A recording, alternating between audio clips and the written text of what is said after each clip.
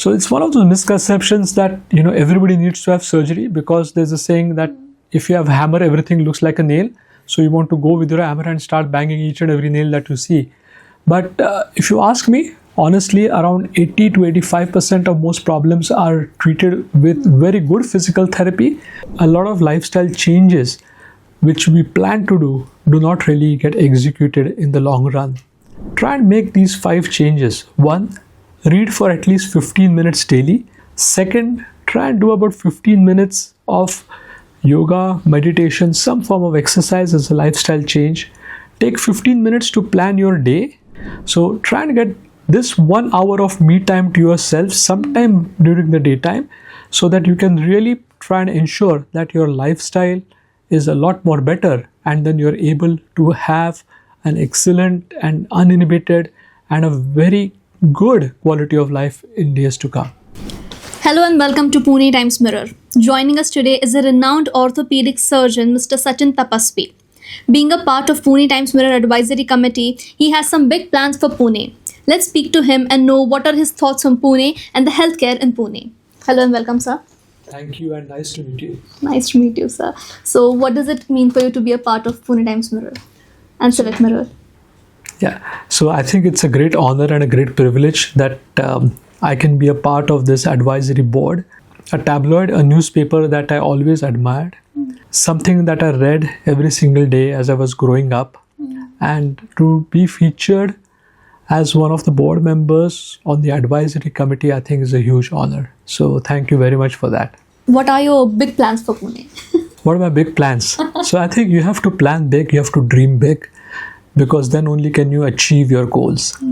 I think the one thing which I feel very passionately about for our city of Pune is to try and restore our green cover.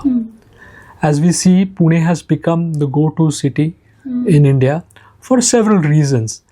It's an affordable place, it's a nice place to live in, it has the right mix of culture, science, education, and I think with the influx of people coming in from all parts of India, it has become probably one of the most sought after cities. Today, the problems that we face in our city are of over expanding infrastructure, and probably at the same time we feel that we do not have a lot of necessary support systems which will allow us to ensure that we have a good sustainability model. So I feel that in our city we need to expand our green cover. And when I mean a green cover, we need to try and get back the charm that we had maybe about 20 years ago, where we had very pleasant weather, we had a lot of greenery, and of course it was a very much worthy place to live in. I'm not saying that it's not a good place to live in now, but I think if we can get to that place, it'll be even fantastic. If you have a good green cover, then probably it would serve as the lungs of the city, and we'd live a lot more healthier than what we are right now. And this is probably one of the more important things. We want to see healthy Puneites. We don't want to see sick or unwell Puneites. And definitely we would want a lot more people to come and stay in our city, so that it becomes an even prominent go-to place for the whole country. So you said that we want to lead a healthy lifestyle, right? Sure. What lifestyle changes do we as Puneites need? That's a really long question to answer. But I think if you look at lifestyle changes, probably once you have the necessary mental space to enjoy your lifestyle within our own city, you'd probably find that the important lifestyle changes that if we can is, of course, give more time to our own selves. That would definitely happen if we have lesser commuting times, better infrastructure. And if that happens, we can easily institute a lot of those lifestyle changes. The average Puneite commuting spends at least 45 minutes one way to get to work and to come back. And by the time he or she comes back, things are a bit tiring for that person. So which is why we find that a lot of lifestyle changes which we plan to do not really get executed in the long run. I'd really like to stress that if one needs to stay nice and healthy, which all of us want to stay, try and make these 5 changes. 1, read for at least 15 minutes daily. It could be anything that interests you, fiction, non-fiction, scientific, something about current affairs, whatever that really, really excites you, really interests you. That's one thing you should do. Second, try and do about 15 minutes of yoga, meditation, some form of exercise as a lifestyle change. Take 15 minutes to plan your day as to what you're going to be doing, what you want to achieve throughout the day. Try and declutter what is happening within your workspace, and then make sure that towards the end of the day you get about 10-15 minutes to really think about what you've done and do some preliminary planning and score yourself as to how well you fared, so that you can then make that choice in a much better way for the following day. So try and get this 1 hour of me time to yourself sometime during the daytime, so that you can really try and ensure that your lifestyle is a lot more better, and then you're able to have an excellent and uninhibited and a very good quality of life in days to come. So, sir, you're widely recognized for your knee and shoulder surgeries.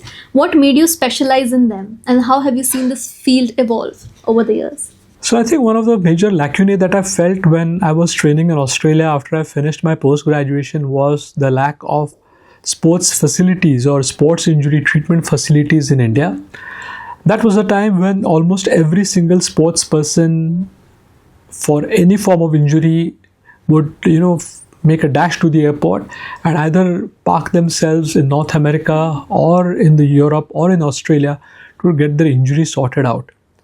And mind you, it's not that we didn't have the talent, we didn't have the infrastructure, we didn't have the knowledge.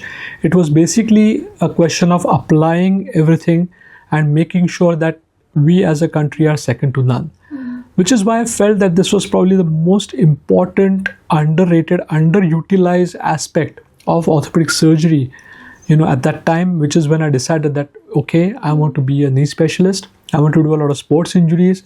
I want to try and do a lot of joint preservation. I want to do joint replacement as well. But that's where the focus really started. And I'm quite happy that I was a part of this movement that really took it off. And now we are reaping the fruits of it. There are so many fine, exciting talent that we see who are doing excellent work. So, as an orthopedic surgeon, you have contributed to minimally invasive techniques. So, what would you consider are some groundbreaking advancements in the field, and how has that improved the patient outcome? So, if you ask me, there are basically 3 important things that have changed the way medicine is practiced now. The first is, of course, better imaging. We have good scans, whether it be CT scans or MR scans. The second is better anesthesia. All those patients who we felt could not have surgery previously, they can all have anesthesia very safely now. So that's the second.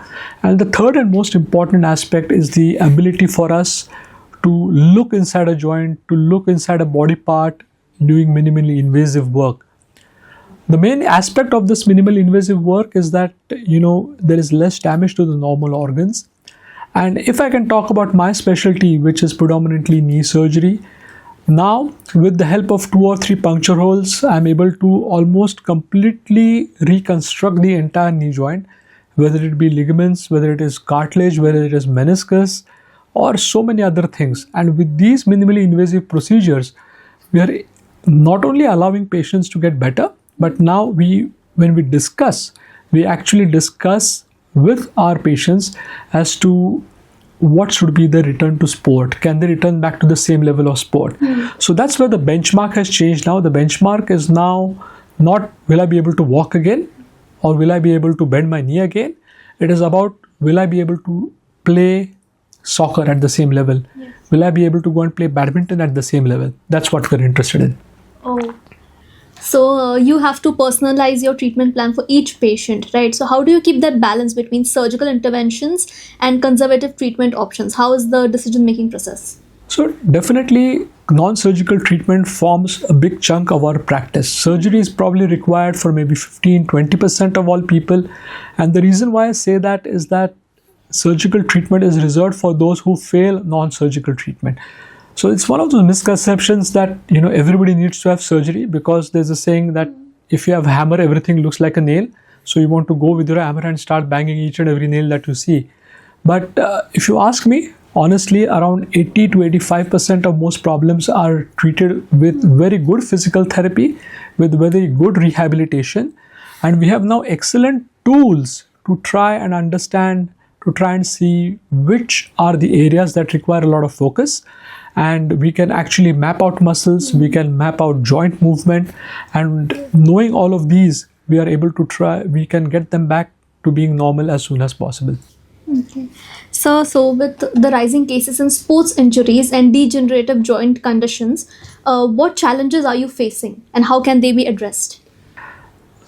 The number one challenge that I face is people not getting to me in time. Very frequently I see that they reach late. They've had some advice somewhere else from maybe other people of the society who are not necessarily medical professionals.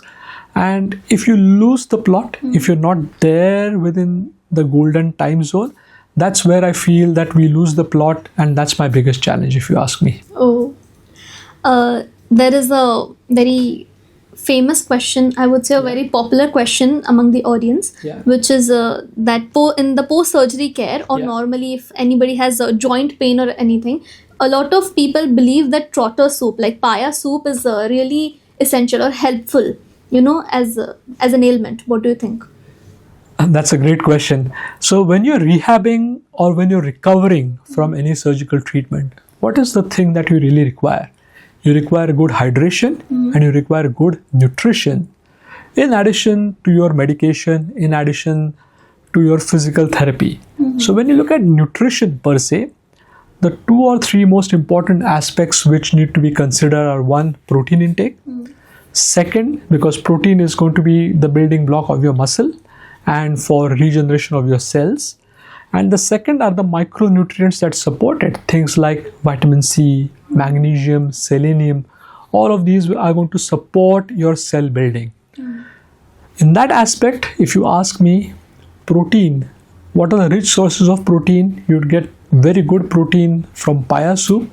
You can take protein supplements, and traditionally, because paya has been a very rich source of protein, it's been passed down from generations that take paya. But essentially what we're doing, we're just upping the protein intake, we're just bumping it up so that we recover faster. Yes. Sir, having been trained under global experts, what advice or lessons you have learned in your journey so far you would like to give to young orthopedic surgeons and the medical fraternity? The first lesson I would like to share with my colleagues, younger, upcoming, budding colleagues, is that please try and maintain utmost humility. Try and be very humble, because humility is something, and being humble is something which will take you, a far way. The second is always be ethical. If you're going to stay ethical, maybe it will take a slightly longer time to be successful, but remember that it is a long, sustained effort, and that will stay for a very long time if you engage yourself in ethical practice. And third is always try and be very honest and upfront. Every single procedure, every single treatment that you do will have some complications, and that is something we can't avoid. It's like, sometimes someone on this road will have a small injury because he slips down, he falls. It's not that everything is foolproof. So be transparent with whom you're treating. Tell them that this has happened. Don't try and hide things, because the moment you start hiding things, everything goes off track. So try and remember these 3 aspects, and probably I think that should allow you to be a very good, successful, ethical practitioner, and you can really enjoy a peaceful night of sleep knowing that you've not done anything wrong. Totally, sir. Thank you so much for being here. It was great. Thank you so much. It was a great pleasure talking to you. Thank you.